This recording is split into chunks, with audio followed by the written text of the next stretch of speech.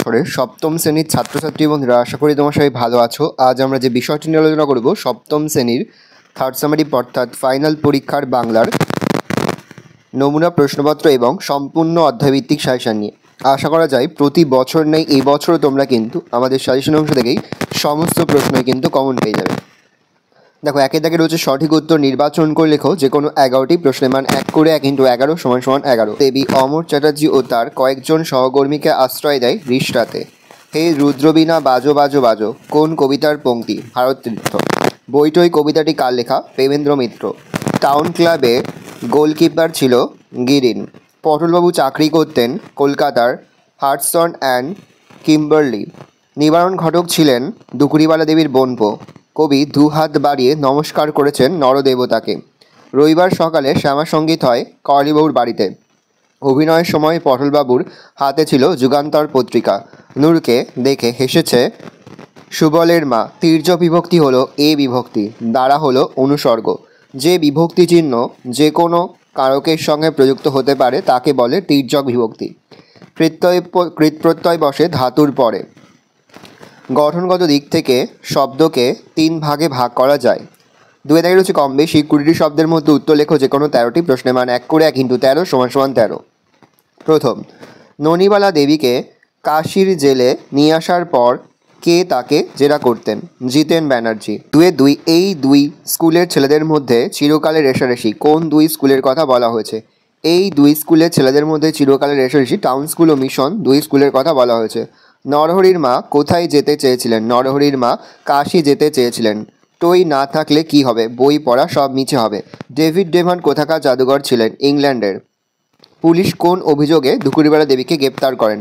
বেআইনি মশার পিস্তল রাখার অপরাধে পুলিশ দুকুড়িবালা দেবীকে গ্রেপ্তার করেন। শহরের মধ্যে বেশ একটু সাড়া পড়ে গেছে, এই সাড়া পড়ার কারণ কি? টাউন স্কুলের সঙ্গে মিশন স্কুলের ফুটবল ম্যাচ কাপ ফাইনাল। শহরের মধ্যে বেশ একটু সাড়া পড়ে গেছে কারণ এই দুই স্কুলের ছেলেদের মধ্যে চিরকালের রেষারেষি, তাই এক চূড়ান্ত উত্তেজনাপূর্ণ খেলা হবে আশা করে শহরের মধ্যে সাড়া পড়ে গেছে। সং লটারিতে কত টাকা পেয়েছিল? 5,000 টাকা।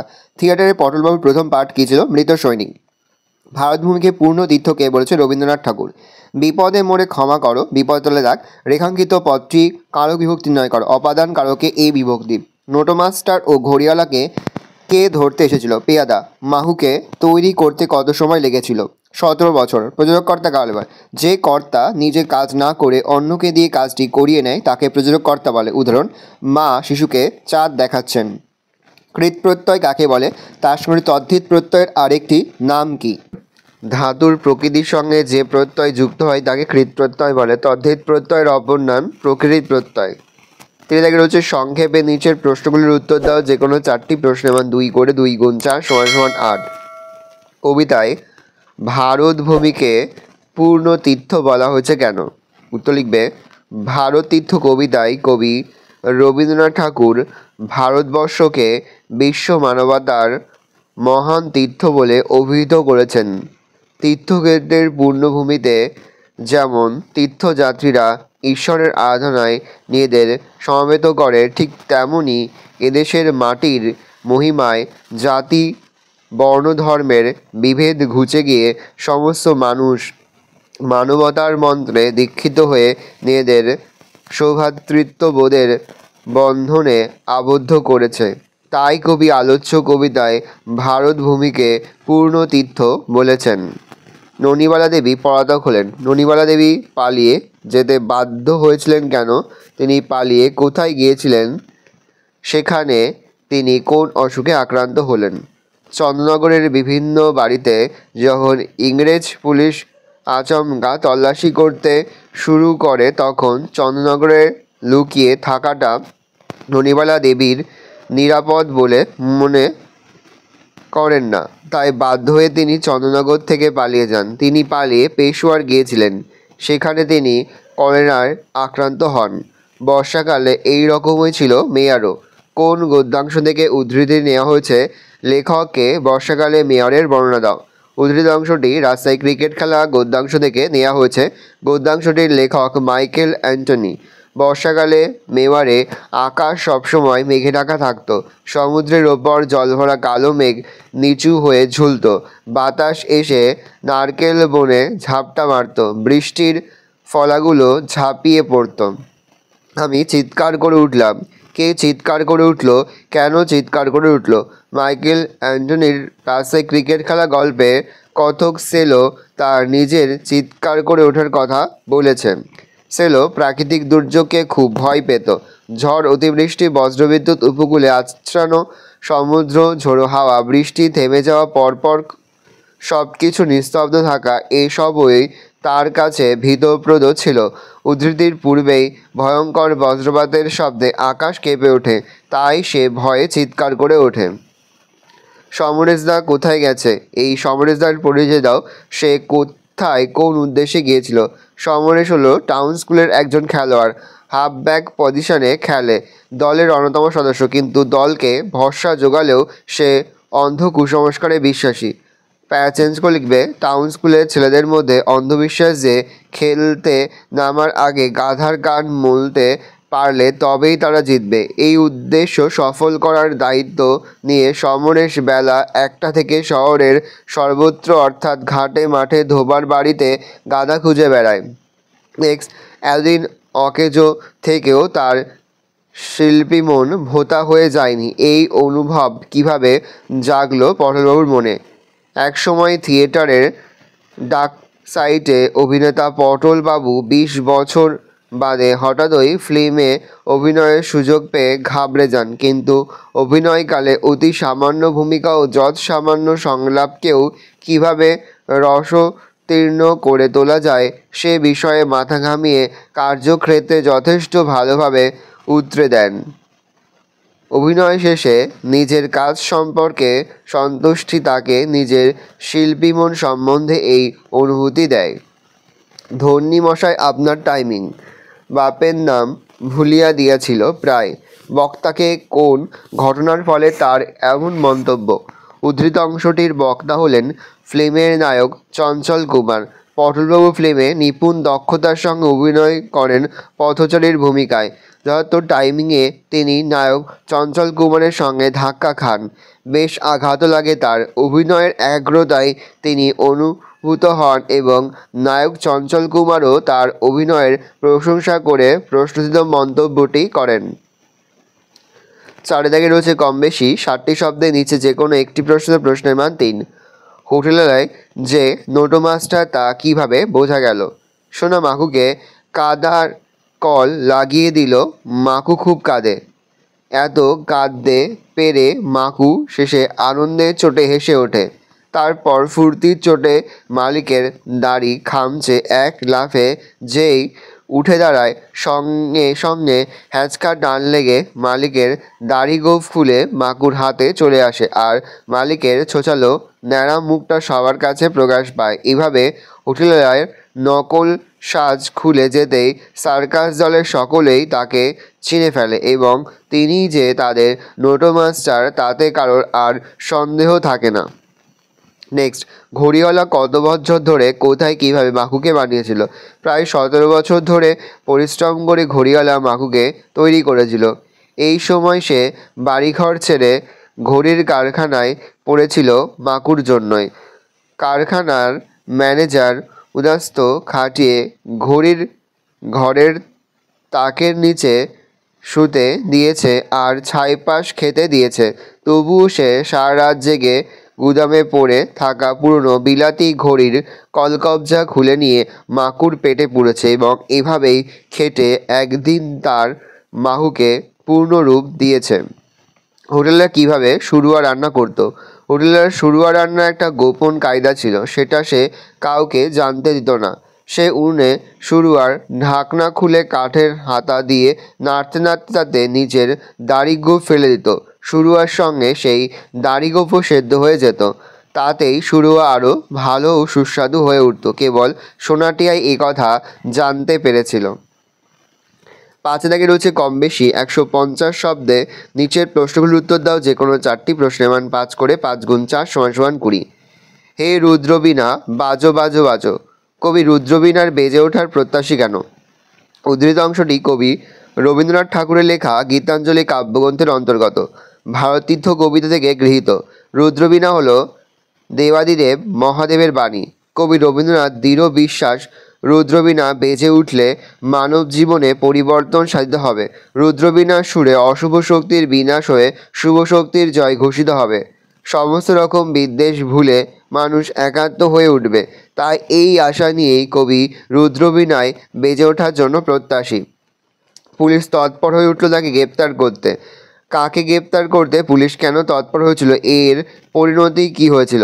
পলাতক বিপ্লবী নেতা যদুগোপাল মুখার্জি, অমর চ্যাটার্জি, অতুল ঘোষ প্রমুখ চন্দ্রনগরের ভাড়া বাড়িতে আত্মগোপন করেছিলেন। সেখানে গৃহকর্ত্রী হিসাবে ছিলেন ননিবালা দেবী। এই বিপ্লবীদের মাথাপিছু কয়েক হাজার টাকার হুলিয়া ছিল। এদের আশ্রয় দেওয়ার অভিযোগে পুলিশ ননিবালা দেবীকে গ্রেপ্তার করতে তৎপর হয়ে ওঠে। নেক্সট প্যারাগ্রাফে লিখবে, গ্রেপ্তারের ভয়ে ননিবালা দেবীকে পালিয়ে যেতে হয়। পলাতক অবস্থায় পেশোয়ার থেকে তাকে গ্রেপ্তার করে কাশীর জেলে নিয়ে যাওয়া হয়। সেখানে নানাভাবে অত্যাচার করার পরও ননিবালা দেবীর কাছ থেকে কোনো কথা আদায় না করতে পেরে তাকে নিয়ে আসা হয় প্রেসিডেন্সি জেলে। 2 বছর বন্দিজীবন কাটানোর পর ননিবালা দেবী মুক্তি পান। দিন ফুরালে কবিতায় শিশু মনের ভাবনা কিভাবে ধরা পড়েছে তা আলোচনা করো। দিন ফুরালে কবিতাটিতে কিশোর মনের ইচ্ছা বিরুদ্ধ। পাখিরা যেমন ধানের গুচ্ছে ছায়া ফেলে বাসার দিকে উড়ে যায় এবং তা পূরণ না হওয়ার এক চিরকালের কাহিনী প্রকাশিত হয়েছে, যার ঠিক সেভাবেই ইচ্ছার বিরুদ্ধেই ছেলেরাও মাঠ থেকে নিজের বাড়িতে ফেরে। সেখানেও মার বকুনি তাদের জন্য অপেক্ষা করে থাকে।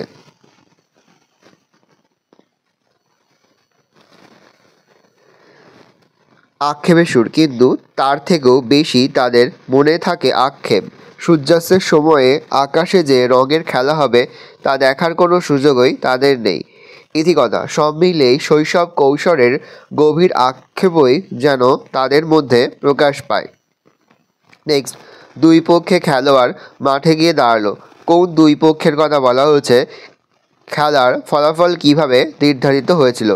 এখানে টাউন স্কুল আর মিশন স্কুলের খেলোয়াড়দের কথা বলা হয়েছে। ফলাফল, খেলার চূড়ান্ত ফলাফল ছিল টাউন স্কুল 4 গোল, মিশন স্কুল 1 গোল। কিন্তু প্রথমার্ধে ন্যায্য প্ল্যানটি থেকে টাউন স্কুল বঞ্চিত হয় আর মিশন স্কুল একটা গোল করে দেয়। ওই সময় তাদের 5 জন ফরওয়ার্ড একসঙ্গে বল দিয়ে টাউন স্কুলের গোলে ঢুকে যায়। দ্বিতীয়ার্ধে মূলত টুনুর দক্ষতায় টাউন স্কুল 4টি গোল করে। টুনু নিজে 3টি গোল আর রণজিৎকে দিয়ে আরও একটি গোল করায়। এভাবেই বিজয়ীর হাসি হাসে টাউন স্কুল। বিরাট তোড়জোড় চলছে আপিসের গেটের সামনে। আপিসের গেটটি কোথায় ছিল, সেখানে কিভাবে তোড়জোড় চলছিল? পটলবাবু ফিল্মস্টার গল্পে আপিসের গেটটি ছিল ব্রেন্ট্রিং স্ট্রিট ও মিশন রো এর ফ্যারাডে হাউসে। প্যাসেঞ্জ লিখবে, আপিসের গেটের সামনে ছিল 3-4টে গাড়ি এবং তার মধ্যে একটা বেশ বড় ধরনের বাস, আর সেই বাসের মাথায় ছিল সব জিনিসপত্র। রাস্তার ধারে ফুটপাথের ওপর একটা তেপায়া কালো যন্ত্রের পাশে কয়েকজন লোক সমস্ত হয়ে ঘোরাফেরা করছিল। এছাড়াও গেটের মুখে একটা তেপায়া লোহার ডান্ডার মাথায় আর একটা লোহার ডান্ডা আড়াআড়িভাবে শোয়ানো ছিল এবং তার ডগা থেকে ঝুলছিল একটি মৌমাছির চাকের মতো দেখতে জিনিস। এখানে সেখানে ছড়িয়ে ছিটিয়ে ছিল 30 লোক, যাদের মধ্যে অনেক অবাঙালিও ছিল। নেক্সট, আমার কাশি পাঠিয়ে দে, আমি কাশিবাসী হব। বক্তাকে তিনি কেন কাশিবাসী হতে চেয়েছেন? প্রশ্নোত্তর উক্তিটি নরহরির মা করেছে নরহরিকে উদ্দেশ্য করে। প্যাসেঞ্জ লিখবে, সংসারে কোনো ব্যাপারে নরহরির বিন্দুমাত্র আগ্রহ নেই। কেউ তাকে কিছু বললেই সে তার কথার ত্রুটি খোঁজে এবং সেই কথার ব্যাকরণগত ব্যাখ্যা শোনাতে তৎপর হয়ে ওঠে। শিশুকে আদর করার কথায় আদরের রকম সকম নিয়ে সে আলোচনায় মগ্ন হয়ে পড়ে। অন্যরা তাতে বিরক্ত হয়, তাদের কাজের ব্যাঘাত ঘটে, সময় নষ্ট হয়। নরহরির মা ছেলের এমন কাণ্ডকারখানা দেখে বিরক্ত হয়ে পড়েছেন। তাই তিনি ছেলের এমন কার্যকলাপ থেকে দূরে সরে থাকতে কাশী যাওয়ার ইচ্ছা প্রকাশ করেছেন। নেক্সট, চিন্তাশীল নাটক অবলম্বনে নরহরির চরিত্রের পরিচয় দাও। রবীন্দ্রনাথ ঠাকুরের চিন্তাশীল নাটকের প্রধান চরিত্র হলো চিন্তাশীল নরহরি। প্রথম থেকে শেষ পর্যন্ত তাকে বিভিন্ন ভাবনায় ভাবিত হতে দেখা যায় এবং এর জন্য সে অযথা সময় নষ্ট করে। শব্দের উৎপত্তি বা তার অর্থের বিবর্তন কিভাবে হয়ে চলেছে সেই সম্পর্কে নরহরি চিন্তাভাবনা করে। যেমন তার মা তাকে বাছা বললে সে মাকে উক্ত শব্দটির যে বৎস শব্দের পরিবর্তিত রূপ তা জানায়। আবার লক্ষ্মী শব্দের আদি অর্থ দেবী বিশেষ থেকে পরিবর্তিত হয়েছে সুশীলা নারীতে এবং বিশেষ ক্ষেত্রে পুরুষকেও লক্ষ্মী বলা যায় সে বিষয়ে সে আলোকপাত করে। শিশু ভাগ্নেকে সে জিজ্ঞাসা করে তার নামের সমাস কী হবে। আবার দণ্ডবধ করো কথাটি ব্যাকরণগতভাবে ভুল, সেটি হবে দণ্ডবধ হও, সে কথা সে তার মাকে জানায়। এর থেকে বোঝা যায় যে ব্যাকরণে নরহরির দক্ষতা অসীম। নেক্সট, প্যারা লিখবে শিশুকে কিভাবে আদর করা উচিত সে বিষয়েও সে চিন্তা করে এবং বলে ছেলেবেলাকার আদরের ওপর সমস্ত ভবিষ্যৎ নির্ভর করে। মাছি ভন ভন করে না, তাদের ডানা থেকে এমন শব্দ হয় সূর্য অস্ত যায় না, পৃথিবীটা উল্টে যায়। এইসব কথার মধ্যে বৈজ্ঞানিক সত্য থাকলেও কোনো অবস্থায় এবং কাকে এই শিক্ষা দেওয়া যায় তা তার মাথায় থাকেনি। এইসব আচরণ থেকে বলা যায় যে নরহরি বাস্তব জ্ঞানহীন, অলস, নিজের জ্ঞানকে জাহির করতে চায় একজন চিন্তাশীল ব্যক্তি। 6 দাগে রয়েছে নির্দেশ অনুসারে উত্তর দাও, এক কথায় প্রকাশ করো যে কোনো তিনটি। অণুকে যার দ্বারা দেখা যায়, অণুবীক্ষণ, অর্থহীন প্রলাপ। 6 দাগে রয়েছে নির্দেশ অনুসারে উত্তর দাও, এক কথায় প্রকাশ করো যে কোনো তিনটি। অণুকে যার দ্বারা দেখা যায়, অণুবীক্ষণ, অর্থহীন উক্তি, প্রলাপ, অতি দুর্গম স্থান, গহন, ইন্দ্রের হস্তি ঐরাবত, উপযুক্ত বয়স হয়েছে যার, সাবালক। নিচের বাগধারাগুলির অর্থ লিখে বাক্যে প্রয়োগ করে দেখাও যে কোনো দুটি। অকালে বাদলা, অসময়ে বা অপ্রত্যাশিত ঝামেলা বা বিপদ। জলবন্দী মানুষের কাছে অকালে বাদলা হয়ে দেখা দিল এক সংক্রামক জ্বর। এঁচড়ে পাকা, ডেপো, জ্যাঠা, অকালপক্ষ, অল্প বয়সেই পেকে গেছে এমন। এঁচড়ে পাকারা বড় বড় কথা বলে কিন্তু কাজের বেলায় তাদের নির্বুদ্ধিতা প্রমাণিত হয়। খুব মুন্ডুক, কুনো বা সংকীর্ণ চেতা লোক, মানুষ চেনার ক্ষমতা না থাকায় খুব মুন্ডুকেরা সম্পদ দেখে মানুষের উচ্চ নীচ বিচার করে। ওজন বুঝে চলা, মর্যাদা ও গুরুত্ব বুঝে চলা, ক্ষমতা মতো কাজ করা, সবসময় নিজের ওজন বুঝে চলা উচিত, নতুবা ভবিষ্যতে বিপদে পড়তে হয়। সায়দাগে রয়েছে নিচে যে কোনো একটি বিষয় অবলম্বনে পত্র রচনা করো। প্রশ্নের মান 5। পুজোর ছুটি কেমন কাটালে তা জানিয়ে বন্ধুকে একটি পত্র লেখো। আর বিদ্যালয়ে বৃক্ষরোপণ উৎসব করার আবেদন জানিয়ে প্রধান শিক্ষকের কাছে একটি চিঠি লেখো। এই দুটি পত্র রচনায় কিন্তু তোমার যে ভাষাপাঠ বই তোমরা কিন্তু পেয়ে যাবে, সেখান থেকে তোমরা দেখে নেবে। 8 দাগে রয়েছে নিচে যে কোনো একটি বিষয় অবলম্বনে প্রবন্ধ রচনা করো। প্রশ্নের মান রয়েছে 6। চরিত্র গঠনে খেলাধুলার ভূমিকা, এটাও তোমরা টেক্সট বইয়ে পাবে। পরিবেশ দূষণ ও তার প্রতিকার, পরিবেশ রক্ষায় ছাত্রদের ভূমিকা, এটাও তোমরা তোমাদের টেক্সট বইয়ে পাবে। আধুনিক জীবন ও বিজ্ঞান, ভালো করে দেখে নাও। এই রয়েছে টোটাল তোমাদের থার্ড সামারি অর্থাৎ ফাইনাল পরীক্ষার 7ম শ্রেণীর বাংলার কোশ্চেন পেপার। ভালো কোশ্চেনটা দেখে নাও। এবার আমরা সম্পূর্ণ অধ্যায়ভিত্তিক সেশনটা দেখে নেব। আরও একবার বলে রাখি, এই প্রশ্নপত্রের সম্পূর্ণ পিডিএফ পেতে আমাদের যে ফেসবুক পেজ রয়েছে এডুকেশন ফ্যামিলি, সেটা কিন্তু অবশ্যই তোমরা ফলো করে রাখবে। আমরা ক্লাস 8-এর বাংলার সম্পূর্ণ অধ্যায়ভিত্তিক সেশনটা দেখে নাও। বিভিন্ন স্কুলে কিন্তু জাতের পদ্ধতি থেকে থার্ড টার্ম পরীক্ষায় থাকবে, সেহেতু আমি এখান থেকে তোমাদের অধ্যায়ভিত্তিক সেশনটা তুলে ধরছি। দেখো, প্রথমে তোমরা শর্ট কোশ্চেনগুলো দেখে নাও, আর বড় প্রশ্ন যেগুলো পড়তে হবে সেগুলো কিন্তু আমি লাল কালি দিয়ে মার্ক করে নিয়েছি। আমি আস্তে স্ক্রল ডাউন করে তোমরা দেখে নাও। পরের অধ্যায় রয়েছে ভানু সিংয়ের পত্রাবলী। দেখে নাও এখান থেকে যে প্রশ্নগুলো তোমরা পড়বে, শর্ট কোশ্চেন যেগুলো পড়বে দেখো উত্তর করা রয়েছে, আর বড় প্রশ্ন যেগুলো পড়বে সেগুলো কিন্তু মার্ক করা রয়েছে, যেগুলো ভালো করে এই বছরের জন্য পড়বে। পরে রয়েছে ভারত তীর্থ। দেখে নাও এখান থেকে যেগুলো পড়বে,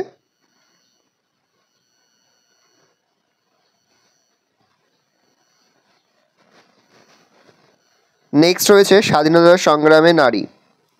দেখে নাও এখান থেকে যেগুলো পড়বে।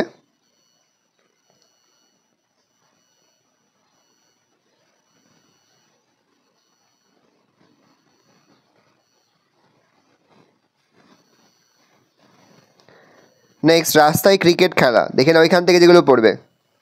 ছোট প্রশ্নগুলো কিন্তু ভীষণ গুরুত্বপূর্ণ, সেহেতু এই ছোট প্রশ্নগুলো কিন্তু অবশ্যই তোমরা মুখস্থ করে ফেলবে, অর্থাৎ শর্ট কোশ্চেনগুলো। দেখে নাও এখান থেকে যে বড় প্রশ্নগুলো পড়বে। পরের অধ্যায় রয়েছে দিন ফুরালে, দেখে নাও এখান থেকে যে প্রশ্ন উত্তরগুলো পড়বে। নেক্সট, জাদু কাহিনী,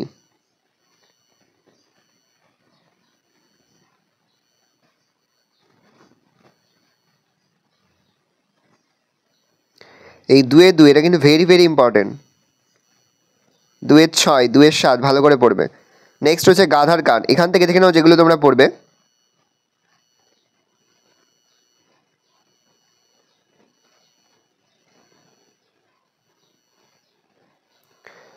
পরের অধ্যায় রয়েছে পটলবাবু ফিল্ম স্টার, এখান থেকে যেগুলো পড়বে দেখে নাও।